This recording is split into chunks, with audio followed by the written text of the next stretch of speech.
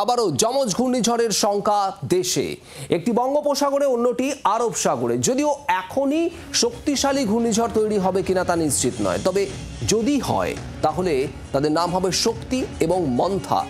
আরব সাগরে ঘূর্ণিঝড় তৈরি হলে নাম হবে শক্তি, আর বঙ্গোপসাগরে ঘূর্ণিঝড় যদি তৈরি হয় তার নাম হবে মন্থা।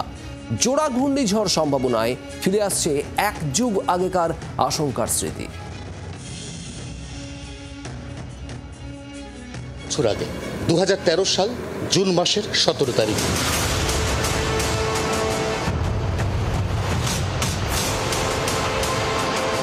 হঠাৎ করে মেঘ ফাটা বৃষ্টিতে বিপর্যস্ত উত্তরাখণ্ড।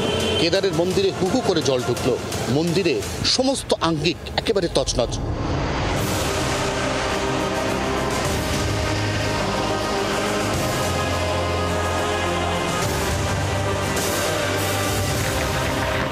এর কারণ বিশ্লেষণ করে আবহাওয়া বিজ্ঞানীরা যে কথা বলেছেন তা হলো সেই বছর 2013 সালে আরব সাগর এবং বঙ্গোপসাগরে দুটি অত্যন্ত শক্তিশালী সিস্টেম তৈরি হয়েছিল, কিন্তু শেষ পর্যন্ত কোনো সিস্টেমই ঘূর্ণিঝড়ে পরিণত হতে পারেনি।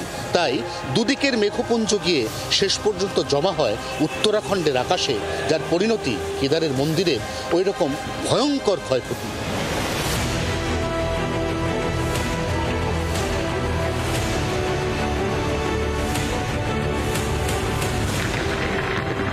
আবার অনুরূপ পরিস্থিতি এই 2025 সালে 12 বছর বাদে একই সঙ্গে আরব সাগর এবং বঙ্গোপসাগরে দুটি অত্যন্ত শক্তিশালী সিস্টেম তৈরি হয়েছে এবং তৈরি হতে চলেছে।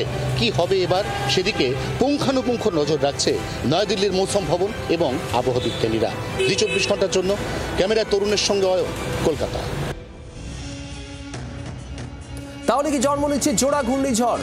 লাগাতার তুমুল বৃষ্টি এবং ঝোড়ো হাওয়ায় বিপর্যস্ত দেশের পশ্চিম প্রান্তের আরব সাগর লাগোয়া একাধিক রাজ্য। আর এখানে ঠিক কি ডেভেলপমেন্ট থাকছে কথা বলবো, আমাদের প্রতিনিধি অয়ন ঘোষাল থাকছেন আমাদের সঙ্গে একেবারে সরাসরি, আর একই সঙ্গে স্বাতী নন্দী চক্রবর্তী আবহাওয়া বিশেষজ্ঞ রয়েছেন আমাদের সঙ্গে। আমি অয়নের কাছে যাব সবার আগে। অয়ন, এই মুহূর্তের কি আপডেট নজরে আসছে? আরব সাগরের নিম্নচাপ ইতিমধ্যেই সেখানে শক্তি বাড়িয়েছে, আর একই সঙ্গে বঙ্গোপসাগরের যে নিম্নচাপের কথাও বলা হচ্ছে আগামী কয়েকদিনে, কি আপডেট?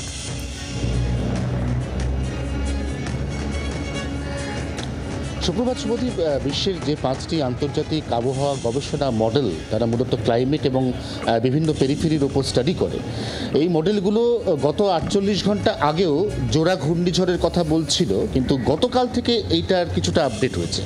তারা যেটা মনে করছে এখনো পর্যন্ত, অর্থাৎ সিংহভাগ মডেল এই 5টির মধ্যে যেটা তারা মনে করছে সেটা হচ্ছে যে দেশের পশ্চিম প্রান্ত, তার একাধিক রাজ্য প্রবল থেকে প্রবলতর বৃষ্টি ইতিমধ্যেই পেতে শুরু করেছে। এই রাজ্যগুলোর মধ্যে রয়েছে কোঙ্কন, গোয়া। এই রাজ্যগুলোর মধ্যে রয়েছে মহারাষ্ট্র, কর্ণাটক, এমনকি কেরল।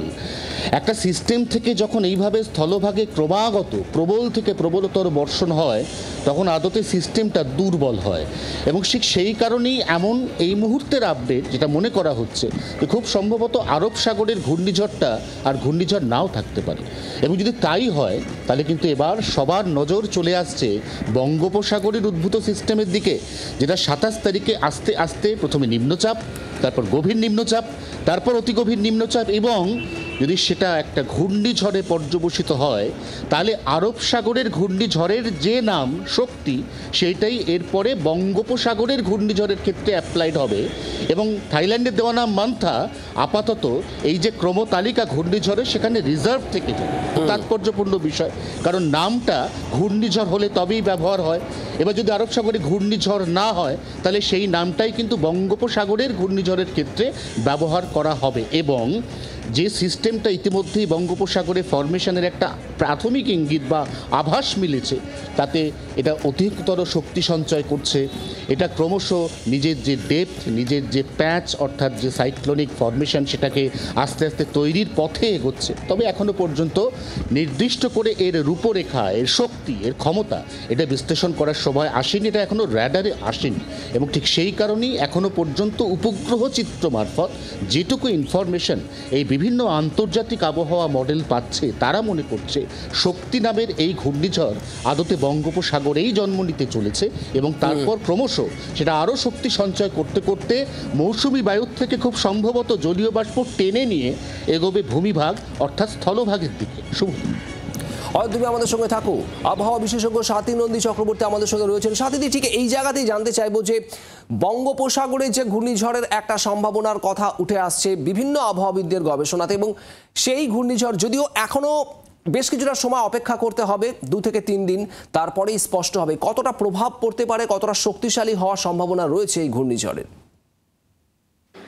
দেখো, এই মুহূর্তে আমরা যে চিত্রটা দেখতে পাচ্ছি সেটা কিন্তু একটু পরিবর্তন হয়েছে, কারণ এটা প্রত্যেক দিনের আমরা দেখতে পাচ্ছি যে যেভাবে এই শক্তি সঞ্চয় করার কথা ছিল এবং যেভাবে প্রেডিকশনস ছিল আজকে শক্তি যেটা আরব সাগরের ওপর ঘূর্ণাবর্তা সৃষ্টি হয়েছিল সেটার কিছু পরিবর্তন হয়েছে, কিন্তু বৃষ্টিপাত সেটা কিন্তু মানে ভীষণভাবে হচ্ছে। এবং আমরা দেখছি যে যেহেতু আমাদের আরব সাগরের একদম যে ভারতবর্ষের পশ্চিমঘাট পর্বতমালাতে ধাক্কা খাচ্ছে মৌসুমী বায়ু, এবং সেখান থেকে বৃষ্টিপাতের পরিমাণটা অনেকটাই বেশি, এবং যে ঘূর্ণাবর্তা ছিল সেটা কিন্তু আস্তে আস্তে আমরা দেখতে পেয়েছি যে প্রায় কনভার্ট হয়ে যাচ্ছে, যে একেবারেই যে এটা স্থলভাগের মধ্যে যেহেতু ঢুকে গেছে সেই জন্য সেটার ঘূর্ণাবর্ত কতটা থাকছে সেটা কিন্তু আমাদেরকে ভাবাচ্ছে, কারণ আমাদের স্থলভাগের ওপর প্রচন্ড পলিউটেড এরিয়া থাকে, এবং সেখানেতে যখন এই ধাক্কা খাচ্ছে তখন কিন্তু এটার শক্তি ক্ষমতা অনেক হ্রাস পেয়ে গেছে। সুতরাং এখনো আমরা চিন্তিত যে এই ঘূর্ণাবর্তা আদৌ থাকবে নাকি সেখান থেকে আজকে যেটা বঙ্গোপসাগরের ওপর যে মান্থার আসার কথা ছিল সেটাই একটা বড় চিত্র নেবে। কারণ আমরা দেখেছি ভাবে একটা ঘূর্ণাবর্ত আস্তে আস্তে শক্তি সঞ্চয় করে, সেটা কিন্তু আজকে যে প্রেডিকশনসে ছিল যে মান্থা বলে যেটা আগে মনে করা হচ্ছিল সেটাকে হয়তো যেহেতু আরব সাগরেতে শক্তি হচ্ছে না, সেটা হয়তো শক্তি নাম নিয়ে আরো একটা বিশাল চিত্র নিতে পারে। এবং আমরা উত্তর পশ্চিম ভাগ মানে আমাদের যে বঙ্গোপসাগরের উত্তর পশ্চিম ভাগে কিন্তু এই স্পেশালি এই পার্টিকুলার এটা মান্থা নামে যেটা আগে ছিল হয়তো পরবর্তীকালে এটা আমাদের শক্তি নামে কতটা বিস্তৃত এলাকায় সেটা ক্ষতি করবে সেটা কিন্তু আমাদের সত্যি ভাবনার বিষয়। কারণ আমরা যখন দেখছি যেটা ক্রমাগত আরব সাগর থেকে এখনো শক্তি সঞ্চয় করে সেই রূপটা কিন্তু আসেনি, সেটা আমরা বুঝতে পারবো 27 থেকে 28 তারিখের মধ্যে গিয়ে। সুতরাং এটা কিন্তু আমরা বুঝতে পারছি এই সময়টা ভীষণভাবে একটা ভালনারেবল।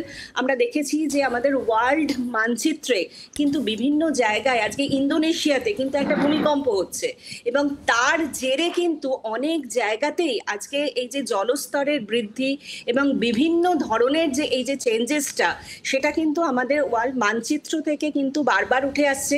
এবং আমরা প্রত্যেকেই এই আবহাওয়া নিয়ে যারা কাজকর্ম করি তারা এবং পরিবেশের সাথে যারা সারাক্ষণ আমরা দেখছি যে এটার একটা ইন্টার রিলেশনস থাকছে, এবং সমস্ত মডেল এটাকে প্রেডিক্ট করার চেষ্টা করছে, কিন্তু কিছু কিছু মডেল থেকেও আমরা কিন্তু এই প্রেডিকশনসটা যেভাবে করা হচ্ছিল সেভাবে প্রকৃতি তার পরিবর্তন দেখাচ্ছে।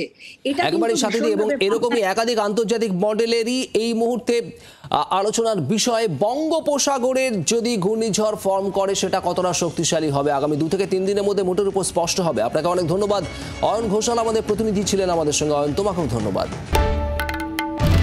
বাংলার আওয়াজ, বাঙালির আবেগ, জি 24 ঘন্টা।